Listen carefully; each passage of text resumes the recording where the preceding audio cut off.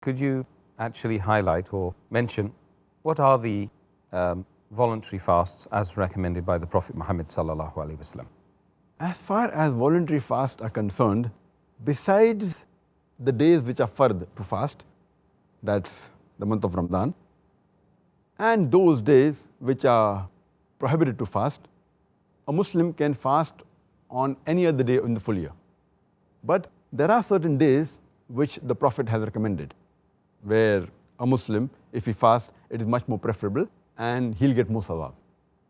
First is fasting in the month of Muharram, especially Ashura. Number 2 is fasting on the day of Arafah. Number 3 is fasting during the first 10 days of the month of Dhul Hajj. Number 4, fasting in the month of Shawwal. Number 5 is fasting in the month of Shaban. Number 6 is fasting during the forbidden months, Ashur al-Hurum, the forbidden months.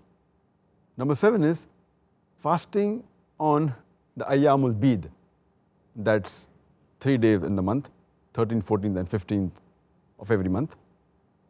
Number 8 is fasting on Mondays and Thursdays. And number 9 is fasting on alternate days of the year. So these are the 9 types of fast which the Prophet had specially recommended.